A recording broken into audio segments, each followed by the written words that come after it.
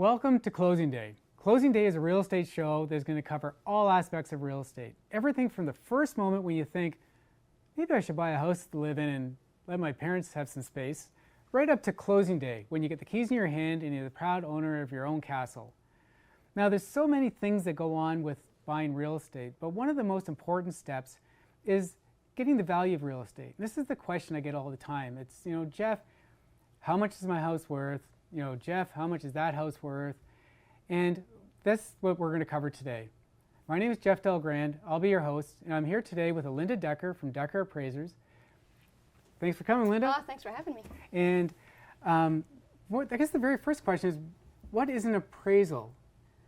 Well, an appraisal is an opinion of value. Right. So typically, really it's the number one reason for an appraisal would be financing. Right. I would get an appraisal request from a financial institution. Maybe someone's looking for a mortgage or a line of credit, and the lending institution would like to know how much the property is worth, and so that's where the appraisal comes in. I go out to the property, do an inspection on the house, the interior, the exterior, and based on that, I have all the information on what the property is like, and I go back to the office and write up the report, which includes a description of the site of the property, the neighborhood description, any features on the house, interior, exterior, the condition of the house, any extra features like fireplace, central air, anything like that. And then it's based on the current market. So I go on the MLS system and I find comparable sales that have sold recently. Yeah. And typically you're not going to find two properties that are identical. So there's always some differences, whether it's a difference in square footage, difference in the lot size, or just the overall condition.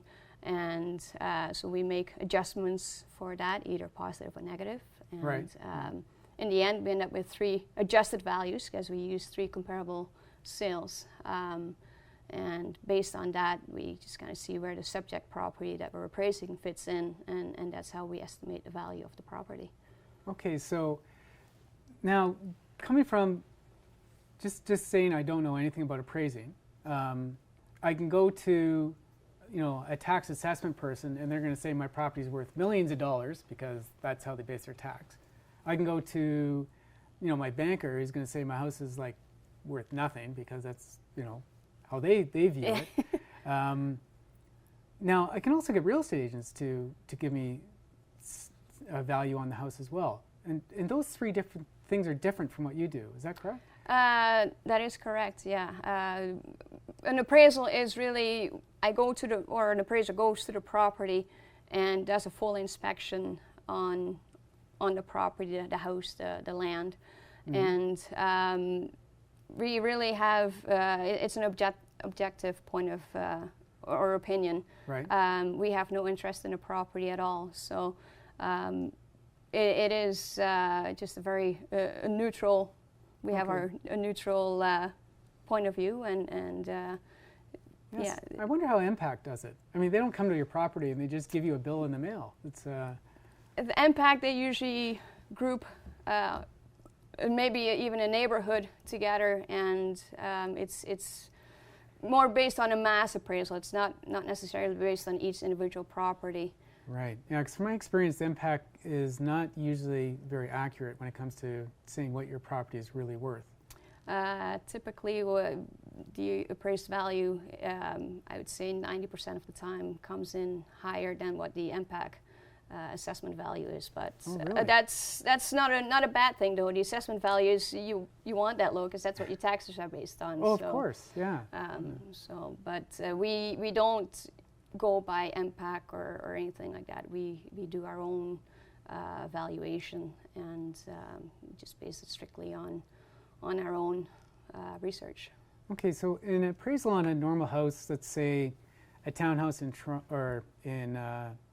anywhere in Caledon, Orangeville, is that going to be different than doing like a cottage type property?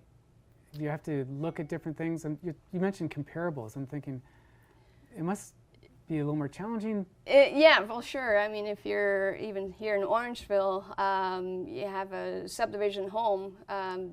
It's usually not that difficult to find comparable sales, especially in an active market. When you go to a small hamlet or rural location, it's a lot more difficult to find sales that are comparative. So you end up usually making more adjustments for differences between the property you're appraising and the comparable sales.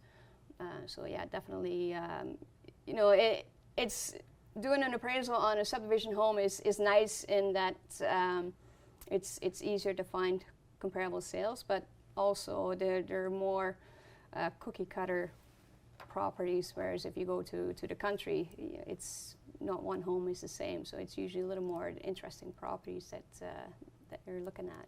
Right, and in this area, I mean, there's a lot of rural properties, so. Yeah, and that's, I do appraise a lot of the rural properties. Not everyone is willing to take that on, but I grew up, you know, on a farm, and I like the country, so I enjoy. So it's right down your alley then. It is, yeah. I'm afraid of the city, so I don't do appraisals in the city.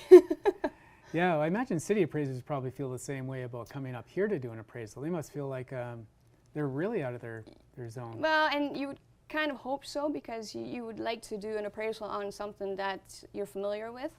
Mm-hmm. I think if you do like for me, if I were to do an appraisal on a property in the city, I'm not that familiar with the city. I maybe don't really know what to look for, or what really what features would add value in a city as opposed to what would add value in the country. So it does make a difference where you are, what extra features or what people are willing to pay for more. Yeah. So on that topic, what type of things would add value? I mean, does putting in a flower garden add as much value as a swimming pool or a kitchen, or where does value really come from?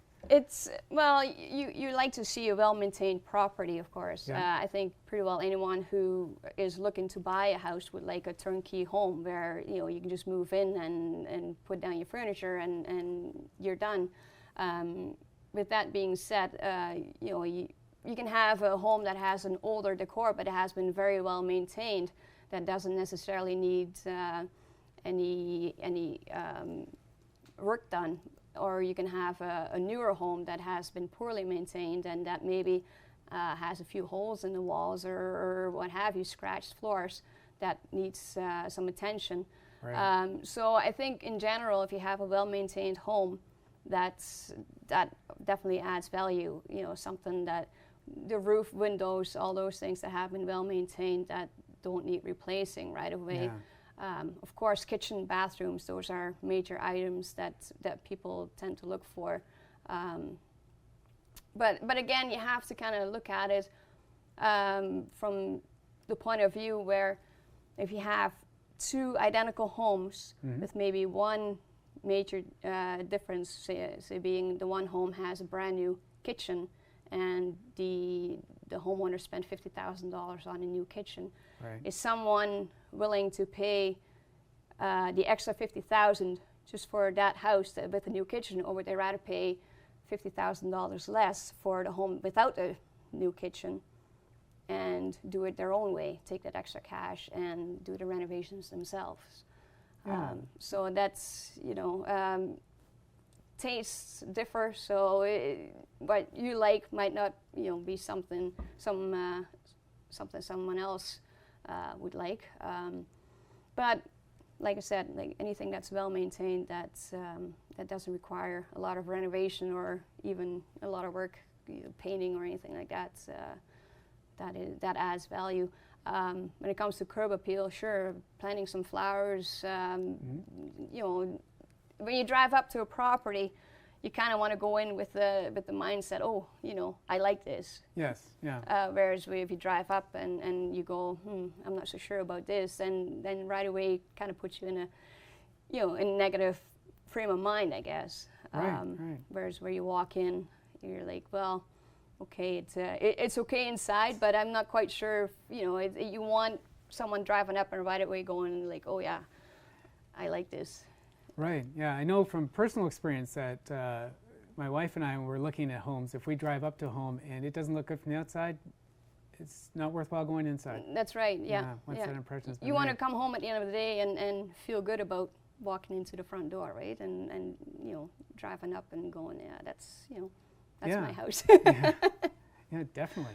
And in this market, houses are selling quite often for more than asking price. In the past year, yeah, Yeah. that's happening quite a bit. There's just not much available on the market right now, and it hasn't been in probably like the last 6, 8, 9 months. So there's been quite a few sales that are sold for over asking price. Yeah. Yeah, so that's going to be difficult because you've got all these houses listed for a certain price, and yet people are willing to pay more. And I don't. Is that realistic? Is that just people getting in that auction, you know, mode where they just want to keep bidding each other up, or? It's almost a little bit scary sometimes. I know there have been properties where I'm thinking, gosh, I hope I don't have to appraise that one, because I'm not sure if I could even find the comparable sales to justify the purchase price. Right. And right. I have appraised properties for, say, maybe $20,000 to $50,000 below purchase price. If it's not always the best thing to be the highest valued property, because if as an appraiser we can't justify the value, then, you know, if there's nothing out there to support that purchase price, then it'd be very difficult to have the appraisal come in at the purchase price. Right, like the that house in Vaughan, it sold for $400,000 over its list price. You know, it was listed for $699,000. It sold for $1.1 million. You know, I was just shaking my head thinking, how is an appraiser ever going to justify Well, and that's that? just it. If everything else in the neighborhood is selling for around the $700,000, then it'd be very difficult to justify a value of over $1 million for that one property. Right. Now, one thing I was going to ask you, and we'll get to this where I have to come up to a break, but how to prepare for an appraisal. So after the break, we'll talk about the different steps you suggest that people do to prepare for an appraisal. Okay. Okay. Thank you.